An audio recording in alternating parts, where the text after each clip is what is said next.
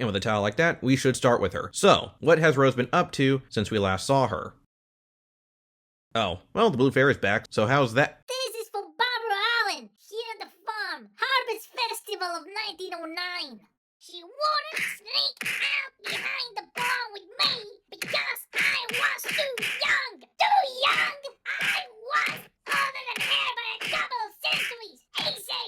And this is for Cinderella. On the second base I didn't got to when we were out in Woodland Garden last night. Unhand me, Sheriff. I'm going in. No, Bill! No! Yeah, it's unsteady alliance. The fairy really wants to kill Geppetto, but Beast tries his best to keep her and everyone else calm to keep them focused on dealing with Dark. Meanwhile, Rose is still depressed, and Colin's head tries to talk to her, but realizes that he's not getting to her, so believes that some other form can reach her. You heard that right. This isn't actually Colin. This mysterious harbinger has just been taking his form to gain Snow and Rose's trust, but it's clearly not working this time. At first it takes the form of Boy Blue, but immediately realizes how bad an idea that is, so instead it takes the form of Rose and Snow's mother, who Rose immediately embraces, and as our mysterious guest reminds Rose of her and Snow's story. And this is probably my favorite part of this chapter, as Willingham does an amazing job not just giving his twist on a classic story of Snow White and the Seven Dwarfs, but also combining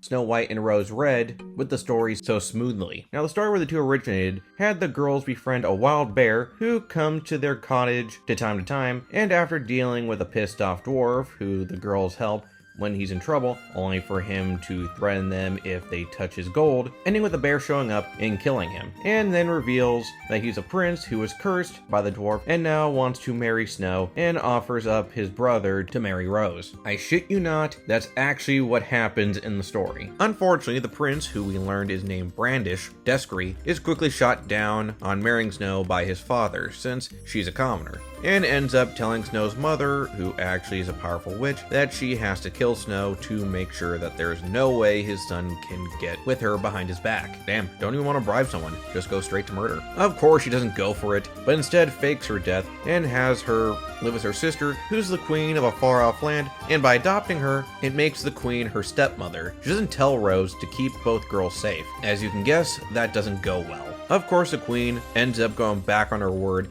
to protect Snow because, well, fairest in the land, and Snow would end up going through her most well-known story. Though, in this version, the seven dwarves are assholes, which is why she doesn't like talking about them. When Snow and Charming get married, Rose finds out and is angry as she sees it. While she was mourning her sister and lived a humble life with their mother, she was living it up with the royals. This frustration and jealousy would lead to her drinking and her particle way of life, and eventually the night she slept with Charming. The reason for the retelling is for Rose to realize that though she did her sister wrong and hurt others, she has tried to do better, and that she can't stop now. Yes, how things went with Blue was tragic, but even though he rejected her, he did care for her. He hoped that she could be happy. This gets Rose to snap out of it and get out of bed. But before the figure leaves, Rose asks who they really are. They oblige, and though we don't see who or what they are, Rose is amazed. We'll discuss that later. While the stuff with Rose was going on though, the farm is going through hell as people are trying to take control. It's a three-way fight with Ozma and the magicians believing they should take charge to defend from the new threat, Geppetto, who's been able to get followers to believe he is a better fit for leadership, while Brock's cult is growing and they believe that they are the way to go. Rose, however? But we hardly be honoring him if we did nothing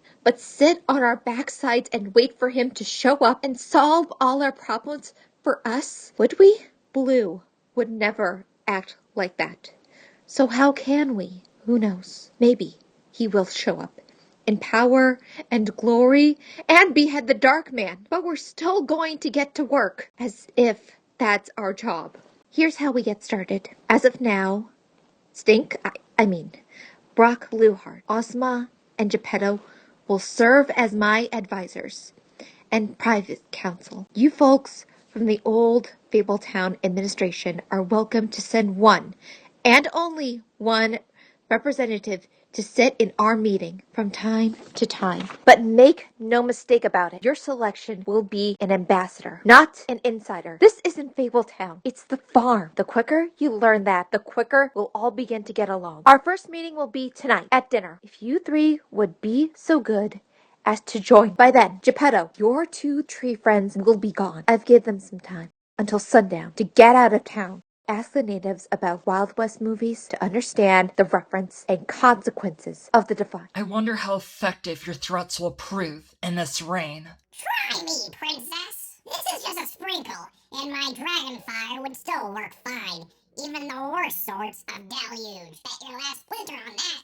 Now, if there are no more interruptions, we should get to work. Counselors, you need to bring your best ideas tonight. Our topic of discussion will be how to rid ourselves of Mr. Dark and get your Fabletowners back home. So yeah, Rose is able to get the farm under control again. She's able to work things out with Ozma, got Geppetto to screw off, trick Brock into joining her by making him think she believes in the cult, and she and Snow seem to be doing good again. Looks like things are gonna be okay, and just in time for the 100th issue. Issue 99 in issue 100 sets up a big fight with Dark and Frau. Mr. Dark is raising hell on New York, leading to North Wind to intervene. No, not fight, as apparently if those two fight, it would be something akin to two nukes going off, as they're both forces of nature. Instead, he tries to convince Dark to stop, since he believes that beings like them aren't meant to dwell in a singular place and taking control of human lives, but instead maintain the balance of nature. Dark immediately shuts that down. So that goes nowhere, and Dark and Frau fight, and it is pretty epic, since they throw down literally everything at each other. Spells, dreams, nightmares, all to take down the other. Ending with Frau looking victorious, with her and the other Fables trapping Dark into a gold statue. They celebrate, with many returning to Fabletown. Meanwhile, Beauty gives birth to her daughter, Bliss, who despite the multi-legged baby clothes Frau made, looks normal. We also get to know more about Nurse Sprat, and how she's more like Nurse Ratchet, revealing to Snow she hates her and Beauty due to her own insecurities, and even took pleasure in Blue's death since he was pretty.